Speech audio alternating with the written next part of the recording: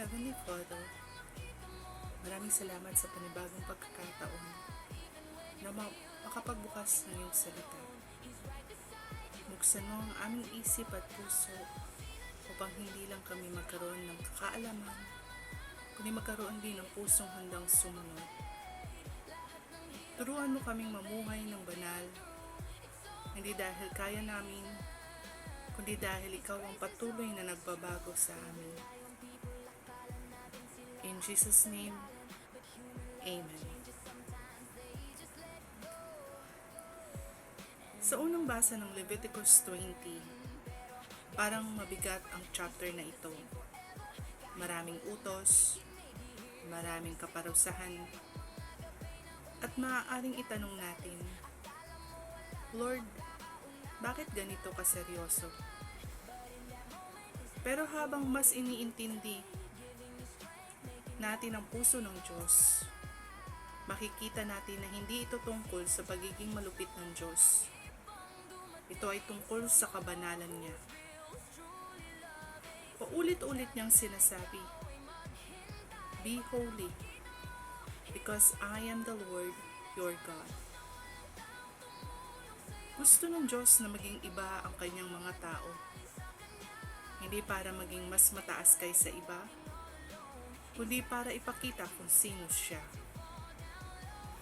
Sa panahon natin ngayon, normal na ang compromise.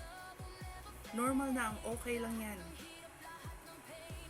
Pero ang tawag pa rin ng Diyos ay manatiling hiwalay sa kasalanan at lumakad kasama niya. Ito ang mahirap tanggapin.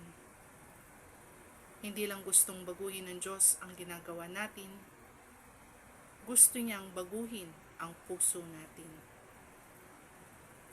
Minsan iniisip natin, basta mabuti naman akong tao. Pero ang holiness ay hindi lang pagiging mabait. Ito ay pagiging surrendered. Kapag tinanggap natin si Kristo, hindi lang niya tayo pinatawad, binibigyan niya tayo ng bagong buhay at bagong direksyon.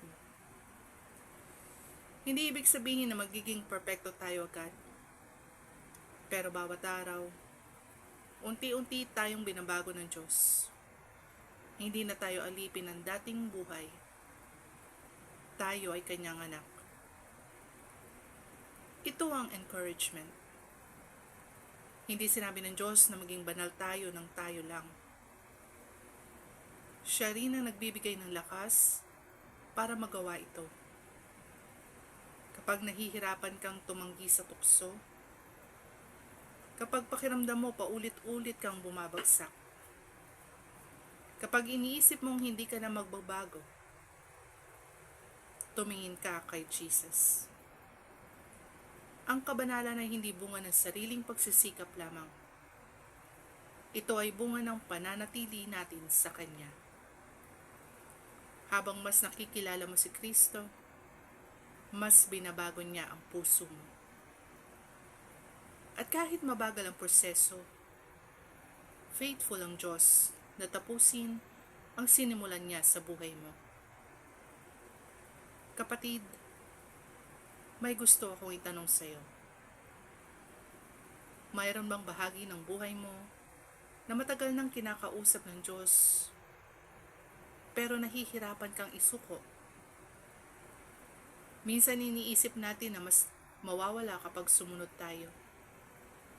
Pero ang totoo, mas marami tayong matatanggap. Ang kabanalan ay hindi pagkawala ng kalayaan. Ito ang tunay na kalayaan. Kalayaang mabuhay ayon sa layunin ng Diyos. Ang Leviticus 20 ay hindi lang paalala kung gaano kaseryoso ang kasalanan. Mas lalo nitong ipinapakita kung gaano kalaki ang biyaya ng Diyos. Dahil ang kabanalang hinihingi niya ay siya ring kabanalang ibinibigay niya sa atin sa pamamagitan ni Jesus. Hindi ka tinatawag ng Diyos na maging perpekto bago lumapit sa Kanya. Tinatawag Kanyang lumapit upang siya mismo ang magbago sa iyo. 1 Peter 1 verse 15 to 16. But just as he who called you is holy, so be holy in all you do. For it is written, Be holy, because I am holy. Kung pakiramdam mo malayo ka sa Diyos, ito ang magandang balita. Hindi kanya tinatawag palayo. Tinatawag kanyang pabalik. Lumapit ka sa kanya ngayon. Hayaan mong baguhin niya ang puso mo, ang isip mo, at ang direksyon ng buhay mo. Hindi dahil kaya mo, kundi dahil kaya niya. Let us pray. Panginoon, salamat dahil ikaw ay banal at tapat. Salamat dahil hindi mo kami iniiwan sa dati naming kalagayan, kundi patuloy mo kaming binabago upang maging mas katulad ni Kristo. Turuan mo kaming mamuhay na nagbibigay luwalhati sa iyo sa bawat desisyon, salita at kilos. Kapag kami natutukso, ipaalala mong sapat ang iyong biyaya at lakas. Naway maging buhay naming patotoo ang iyong kabanalan at pag-ibig. Sa pangalan ni Jesus, Amen. Maraming salamat sa pakikinig. Kung pinagpala ka ng mensaheng ito, ibahagi mo rin ito sa iba. Tandaan, know who God is, accept His transforming work, trust Him one step at a time. God bless you. What are your thoughts?